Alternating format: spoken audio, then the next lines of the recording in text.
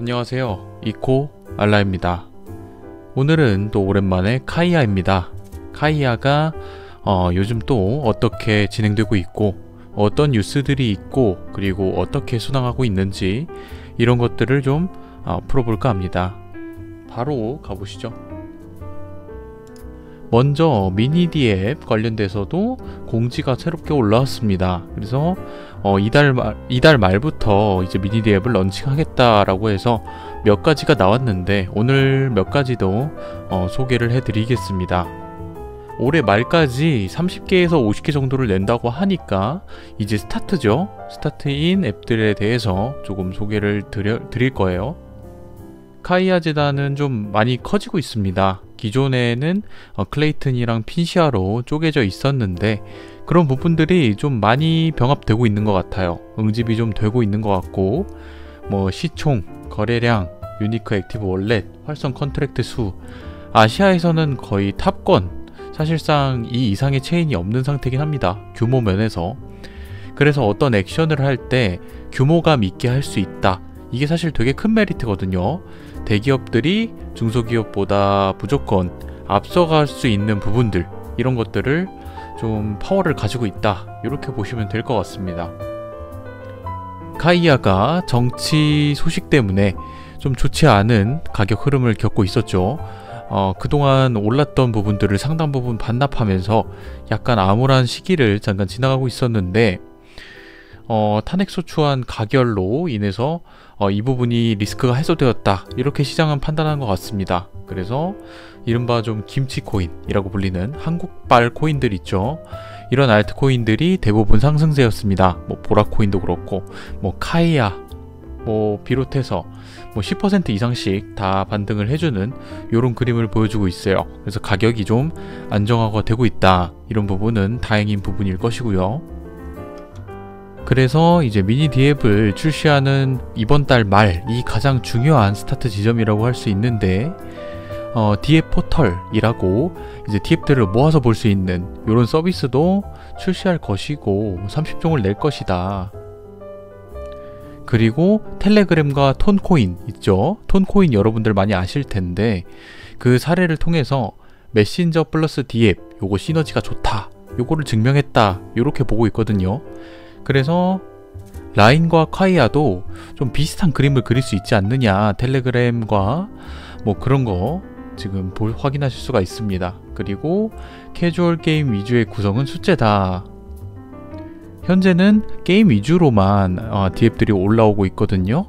이 게임들이 또 캐주얼 게임입니다. 좀 간단한 류의 게임들, 쉽게 즐기고 쉽게 나갈 수 있는 이런 형태의 게임들이 많이 들어오고 있기 때문에 이제 생태계 시작이니까 더 두고 보아야 될 건데 일단 과제다, 이렇게 말을 하고 있습니다. 그래서 이제 미니디 앱이 곧 나오는 것들은 좀 뭐가 있느냐라고 하면은 헬스케어 미니디 앱이 나와요. 슈퍼즈라고 해서 요거는 M2E 프로젝트입니다. Move to Earn의 줄임말이거든요. M2E. 그래서 예전에 에이프 무브였나요? M2E 프로젝트들 몇 가지 있었어요. 그런 코인들이 반짝했다가 사라졌는데 이제 그렇게 되지 않도록 좀 장기적으로 갈 수 있고, 그리고 우리 시중에 있는 이제 운동하면은 돈을 주는 요런 앱들 있잖아요.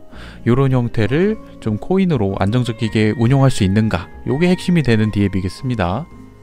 그래서 요런 식으로 신발을 사고 NFT 형태로 구현이 될지 모르겠는데 카이아를 통해서 사고 그거를 이제 평소에 걷는 양, 이런 거에 따라서 코인이 누적되고 이제 다른 사람과 거래도 하고 이런 식으로 하는 헬스케어형 게임, 이런 식으로 보시면 될 것 같아요. 그런데 요거에 좀 에이프 모브나 기존에 있던 M2E랑 지금 화면 자체로는 크게 다르지가 않아서 수많은 디앱 중 그냥 하나 정도 수준으로 머무를지 아니면 뭔가 좀 다른 것들이 나와서 요게 좀 히트가 될지, 그거는 좀 지켜봐야 될 것 같습니다. 텔레그램과 톤이 이제 전 세계를 대상으로 세일즈를 하고 있지만 카이아 같은 경우에는 일본과 동남아에서 라인을 필두로 해서 좀 승부수를 띄울 수 있지 않겠느냐, 텔레그램보다 우위가 아니겠느냐, 이런 얘기가 나오고 있습니다. 아무래도 우리 입장에서도 카카오톡에 들어가면은 더 많이 쓰게 되겠죠. 그런 것처럼 뭐 일본이나 동남아에서는 라인의 사용률이 꽤 높으니까 그런 거에 대해서 이제 디앱들이 좀 더 활용이 많이 되고 카이아도 좀 자연스럽게 녹아들고 이렇게 기대를 하고 있습니다. 최초에는 텔레그램과 톤이 나왔을 때 되게 시장 규제나 이런 것 때문에 상당히 곤욕을 많이 겪었죠. 시행착오도 많이 겪었고 이게 실제로 작동이 되냐, 이게 진짜 쓸모가 있느냐, 이런 부분에 대한 얘기가 되게 많았었는데 이제 좀 안착이 되는 모양새입니다. 그래서 카이아도 좀 저렇게 따라가면 되겠다. 이제 앞에서 실수한 사람이 있으니까 그거를 좀 보고 따라가면은 실수 없이 좀 갈 수 있겠느냐, 이런 반면교사를 삼을 수 있다는 점에서 좀 더 후발주자의 유리함을 가져가야겠습니다.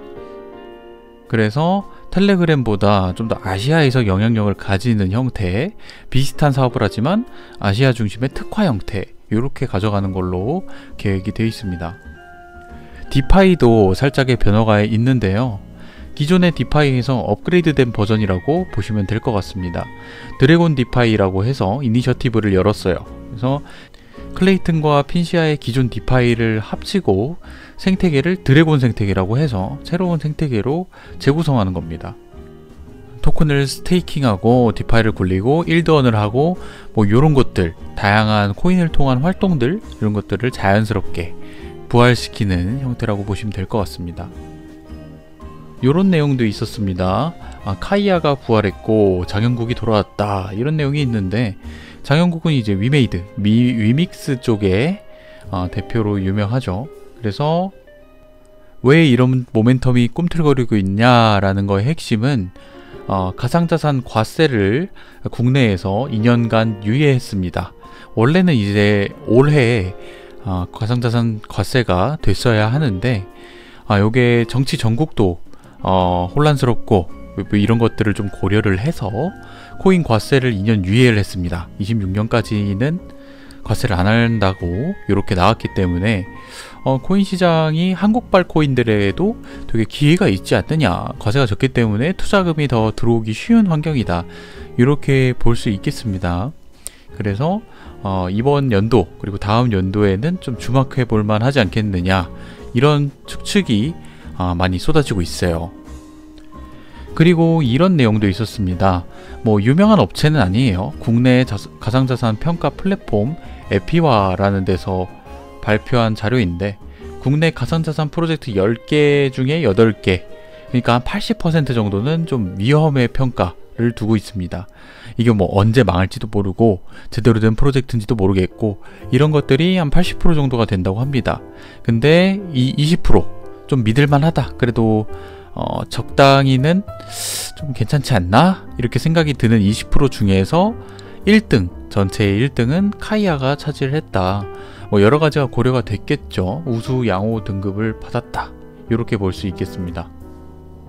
그리고 디앱들이 뭐 여러 가지 더 있겠는데, 이런 것도 나왔습니다. 카피바라라고 해서 탈중앙화 거래소, 덱스 거래소예요. 그래서 커뮤니티를 대상으로 한 에어드랍도 진행을 하고, 뭐 디파이 활성화의 일환이 될 수도 있겠죠. 뭐 이거를 당장 뭐 투자하겠다, 뭐 이런 생각보다는 카이아의 여러 가지 앱들이 활성화가 되고 있구나, 여기에 포커스를 두시고 보시는 것도 나쁘지 않을 것 같습니다. 무엇보다도 카이아 부활의 핵심은 앞서 얘기해 드렸던 이 과세가 2년 유예됐다는 거, 요거를 꼭 참고하시길 바라겠습니다. 그와 함께 이제 금융위원회에서 조만간 법인의 가상자산 계좌 개설을 허용하는 방안을 발표할 예정이라고 알려져 있다고 합니다. 요게 진짜 된다면 우리나라에서도 기업들이 적법한 과정을 거치면서 가상자산에 본인들의 자산을 투자할 수 있게 되는 거예요. 우리가 아는 뭐 SK, LG, 삼성, 뭐 이런 회사들이 코인을 자산으로 가져갈 수 있는 겁니다. 자, 오늘은 카이아의 최근 소식들, 제가 알려드리지 못했던 소식들을 중심으로 긁어서 가져와 봤는데요. 앞으로도 카이아와 관련된 소식들, 또 전달 드릴 만한 소식들이나 어떤 사건들, 이런 것들이 발생하게 되면 여러분들에게 또 영상으로 찾아뵙도록 하겠습니다. 감사합니다. 이코알라였습니다.